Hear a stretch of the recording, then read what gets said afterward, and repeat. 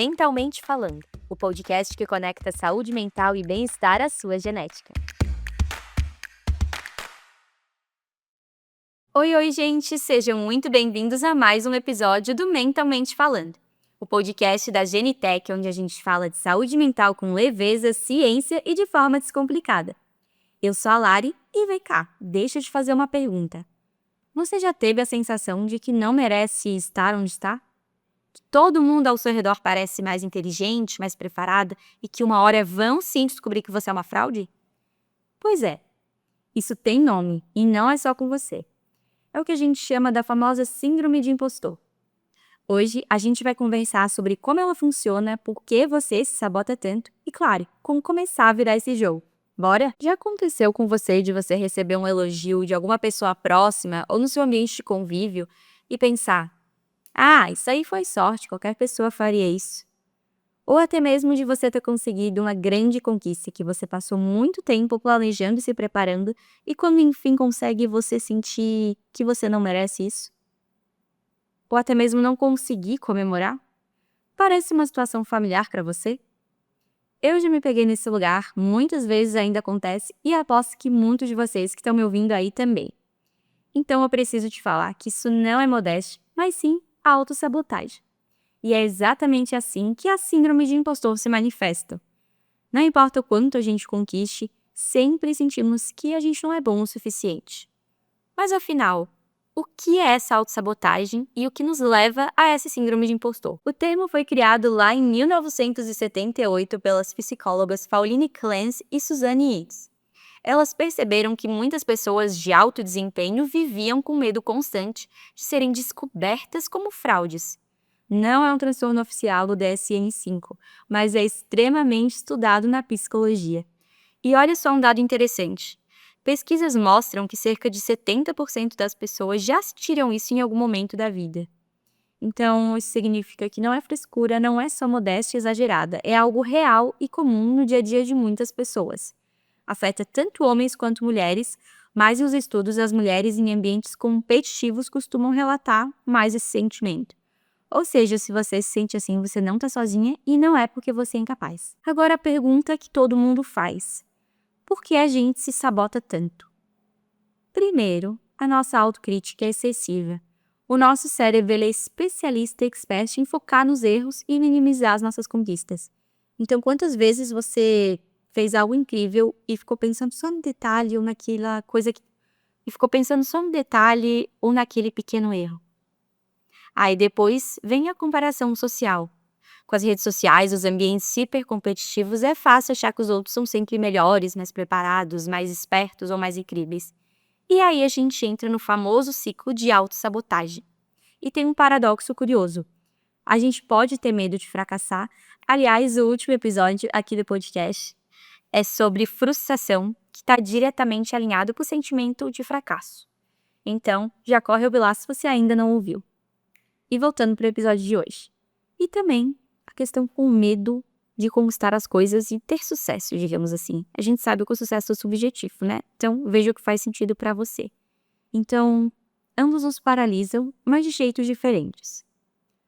Tem um estudo de 2019, publicado no International Journal of Behavioral Science, mostrando que pessoas com síndrome de impostor trabalham muito mais horas para provar o seu valor.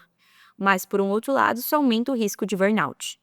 Ou seja, se você sente que precisa se esforçar sempre o dobro, cuidado. Isso não quer dizer que você é super top, super poderoso. É sinal de autossabotagem em ação. E a síndrome do impostor, ela aparece muito em alguns ambientes. Então, carreiras muito competitivas, universidades de ponta, alguns cargos, enfim. Lugares onde a pressão é alta e o erro é temido. Mas como isso se manifesta no dia a dia? Além da ansiedade constante e o medo de errar, você pode ter insônia, procrastinação, baixa autoestima e aquela voz interna dizendo: você não merece, você é menos que os outros.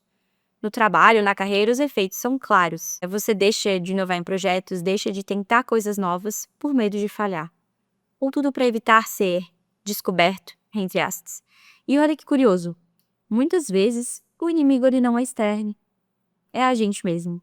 E eu sei, às vezes é difícil a gente admitir, mas muitas vezes essa questão tá com a gente, tá pra gente resolver esse sentimento. Então a gente se limita sozinho, muitas vezes sem ninguém precisando nos impedir.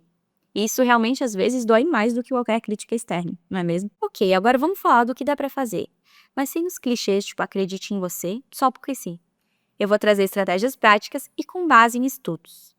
Primeiro, nomeie o problema. Só perceber quando você está sentindo essa síndrome de impostor já ajuda. Enfim, não negue. Aceite que você está sentindo isso. E você pode também mudar a forma como você está vendo sua situação. Trocar o "eu não mereço estar aqui" por algo mais realista, tipo, eu cheguei até aqui por causa das minhas conquistas. E documente as suas conquistas.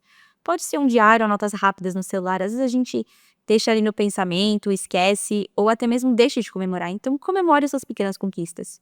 Se você tem dificuldade, por exemplo, você está passando por um momento difícil, você está enfrentando uma crise de depressão, por exemplo, e você conseguiu levantar da cama, fazer sua atividade física ou simplesmente tomar o seu café da manhã com calma, se parabenize por isso. Conseguiu voltar para academia? Se parabeniza por isso. Ah, Lari, mas isso é tão bom, para que eu vou fazer isso? Pode parecer bobo, mas faz toda a diferença na forma como você se enxerga e também no seu bem-estar. Então, registre as suas pequenas vitórias, pequenas, grandes, médias, enfim. Isso ajuda a lembrar que você realmente fez por merecer. E também é importante você buscar um feedback real. Enfim, colegas, mentores, amigos de confiança são pessoas que estão ali convivendo com você no seu dia a dia, ao invés de só confiar na sua crítica interna. Às vezes a nossa cabeça, ou até mesmo a ansiedade exagerada, ela mente pra gente. Nem tudo que a gente sente que a gente pensa é verdade. E por fim, terapia. Se você sente que está trabalhando muito seu dia a dia, o que está te impedindo de chegar lá, ou que você sempre tem aquele sentimento, nossa, eu tenho um baita potencial, eu poderia ir muito longe, mas eu sinto que eu estou estagnado. Talvez a terapia faça toda a diferença para você, porque você vai conseguir identificar com mais facilidade se seus padrões de autossabotagem, o que te gera gatilho, como você pode mudar sua interpretação sobre esse sentimento e, enfim, né, adotar estratégias aí para te ajudar a lidar no seu dia a dia e quebrar essas crenças que tanto te limitam. Inclusive, um estudo de 2020 publicado no Frontiers in Psychology mostrou que programas de mentoria ajudam muito a reduzir a sensação de impostor, principalmente em ambientes acadêmicos e corporativos. Então dá para trabalhar isso, sem pressa, com pequenos passos e consistentes. O famoso devagar e sempre. Talvez o problema nunca tenha sido você não estar à altura. Talvez o problema seja o quanto você ainda insiste em se diminuir ou caber para encaixar em lugares que às vezes não te pertencem.